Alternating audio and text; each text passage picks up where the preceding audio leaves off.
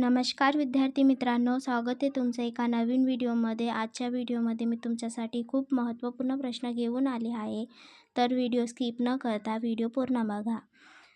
तर तुमचा पहिला प्रश्न आहे, भारतीय अणुविज्ञानाचे जनक असे कोणाला म्हटले जाते? उत्तर जर माहीत असेल तर कमेंट बॉक्समध्ये आन्सर नक्की सांगा, जेणेकरून तुमची पण रिव्हिजन होईल. तर या प्रश्नाचं योग्य उत्तर आहे ऑप्शन नंबर ए. भारतीय अणुविज्ञानाचे जनक डॉक्टर होमी भाभा यांना म्हटले जाते. ऑप्शन नंबर ए या प्रश्नाचे योग्य उत्तर आहे. तुमचा पुढचा प्रश्न आहे, महाराष्ट्राला एकूण किती किलोमीटरचा समुद्रकिनारा लाभलेला आहे? तर महाराष्ट्राला एकूण 720 किलोमीटर एवढा समुद्रकिनारा लाभलेला आहे. ऑप्शन नंबर बी या प्रश्नाचे योग्य उत्तर आहे. तुमचा पुढचा प्रश्न आहे, मानवी शरीरातील रक्त शुद्ध करण्याचे कार्य कोण करते? तर मानवी शरीरातील रक्त शुद्ध करण्याचे काम हे मूत्रपिंड करते. ऑप्शन नंबर सी या प्रश्नाचे योग्य उत्तर आहे. तुमचा पुढचा प्रश्न आहे, छत्रपती शिवाजी महाराजांची समाधी कोणत्या किल्ल्यावर आहे? तर छत्रपती शिवाजी महाराजांची समाधी रायगड या किल्ल्यावर आहे. ऑप्शन नंबर बी या प्रश्नाचे योग्य उत्तर आहे. तुमचा पुढचा प्रश्न आहे, खानदेशाची कवयित्री म्हणून कोणास ओळखले जाते? उत्तर माहीत असेल तर कमेंट बॉक्समध्ये नक्की सांगा. तर खानदेशाची कवयित्री म्हणून बहिणाबाई चौधरी या ओळखल्या जातात. ऑप्शन नंबर ए या प्रश्नाचे योग्य उत्तर आहे. तुमचा पुढचा प्रश्न आहे, नंदुरबार येथे कोणता विद्यार्थी गोळीबारात हुतात्मा झाला? तर नंदुरबारात गिरीश कुमार हा विद्यार्थी गोळीबारात हुतात्मा झाला. ऑप्शन नंबर बी या प्रश्नाचे योग्य उत्तर आहे. तुमचा पुढचा प्रश्न आहे, महाराष्ट्रात एकूण किती प्रशासकीय विभाग आहेत? तर महाराष्ट्रात एकूण 6 प्रशासकीय विभाग आहेत. ऑप्शन नंबर ए या प्रश्नाचे योग्य उत्तर आहे. तुमचा पुढचा प्रश्न आहे, मराठवाडा मुक्तीसंग्राम दिन कोणत्या दिवशी साजरा केला जातो? तर मराठवाडा मुक्तीसंग्राम दिन हा 17 सप्टेंबर रोजी साजरा केला जातो. ऑप्शन नंबर ए या प्रश्नाचे योग्य उत्तर आहे. तुमचा पुढचा प्रश्न आहे, महाराष्ट्राची भाग्यलक्ष्मी कोणत्या नदीस म्हणतात? तर महाराष्ट्राची भाग्यलक्ष्मी कोयना या नदीस म्हणतात. ऑप्शन नंबर सी या प्रश्नाचे योग्य उत्तर आहे. तुमचा पुढचा प्रश्न आहे, भारताचे सर्वोच्च नागरी पदक कोणते आहे? तर भारताचे सर्वोच्च नागरी पदक हे भारतरत्न आहे. ऑप्शन नंबर बी या प्रश्नाचे योग्य उत्तर आहे. तुमचा पुढचा प्रश्न आहे, कोणत्या राज्याने महिलांच्या सुरक्षेसाठी सिंगापेन दलाची स्थापना केली? तर तमिळनाडू या राज्याने सिंगापेन महिलांच्या सुरक्षेसाठी या दलाची स्थापना केली. ऑप्शन नंबर बी या प्रश्नाचे योग्य उत्तर आहे.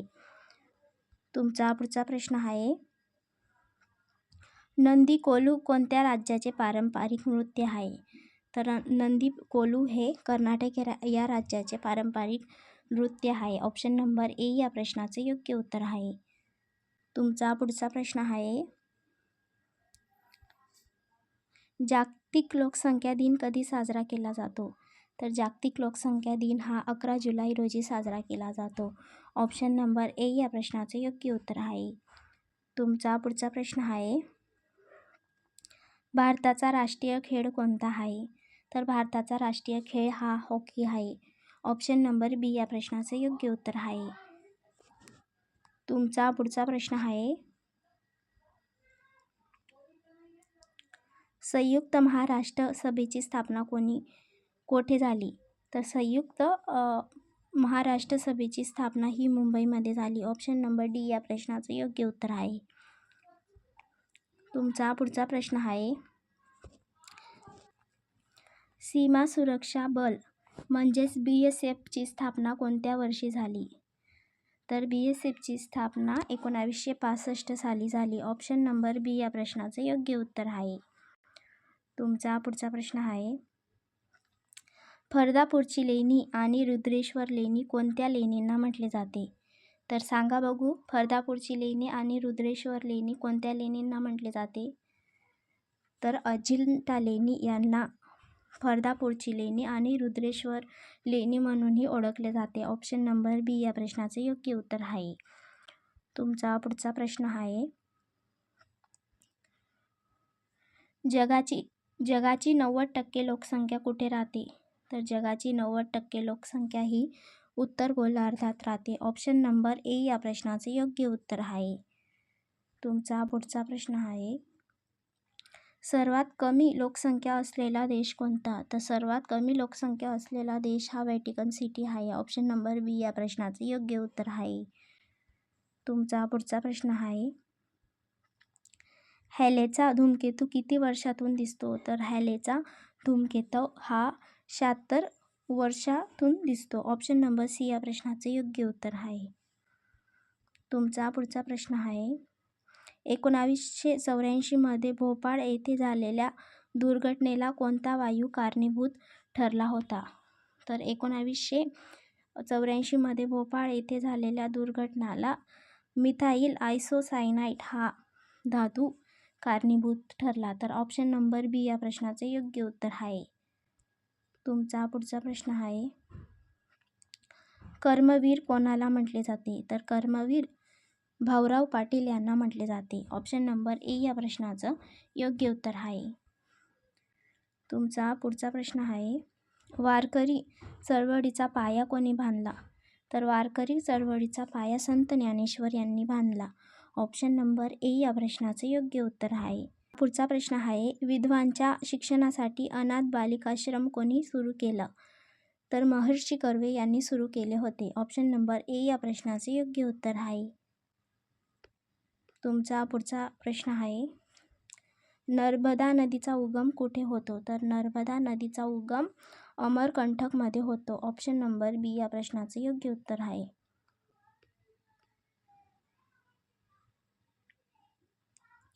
वनस्पती अन्न तयार करण्याच्या प्रक्रियेला काय म्हणतात? तर वनस्पती अन्न तयार करण्याच्या प्रक्रियेला प्रकाश संश्लेषण ही क्रिया म्हणतात. ऑप्शन नंबर बी या प्रश्नाचे योग्य उत्तर आहे. तुमचा पुढचा प्रश्न आहे, भारताचे राष्ट्रीय बोधवाक्य कोणते? तर भारताचे राष्ट्रीय बोधवाक्य हे सत्यमेव जयते हे आहे. तुमचा पुढचा प्रश्न आहे, दास कॅपिटल हा ग्रंथ कोणी लिहिला? तर दास कॅपिटल हा ग्रंथ कार्ल मार्क्स याने लिहिला. ऑप्शन नंबर ए या प्रश्नाचे योग्य उत्तर आहे. रक्ताला लाल रंग कशामुळे येतो? तर रक्ताला लाल रंग हिमोग्लोबिनमुळे येतो. ऑप्शन नंबर बी या प्रश्नाचे योग्य उत्तर आहे. तुमचा पुढचा प्रश्न आहे, मानवी पेशीमध्ये गुणसूत्रांच्या किती जोड्या असतात? तर मानवी पेशींमध्ये गुणसूत्रांच्या एकूण 23 जोड्या असतात. ऑप्शन नंबर बी या प्रश्नाचे योग्य उत्तर आहे. तुमचा पुढचा प्रश्न आहे, गौतम बुद्धांचे बालपणीचे नाव काय होते? तर गौतम बुद्धांचे बालपणीचे नाव हे सिद्धार्थ होते. ऑप्शन नंबर बी या प्रश्नाचे योग्य उत्तर आहे. तुमचा पुढचा प्रश्न आहे, दहशतवाद विरोधी दिवस कधी साजरा केला जातो? तर दहशतवाद विरोधी दिवस हा 21 मे रोजी साजरा केला जातो. ऑप्शन नंबर सी या प्रश्नाचे योग्य उत्तर आहे. तुमचा पुढचा प्रश्न आहे,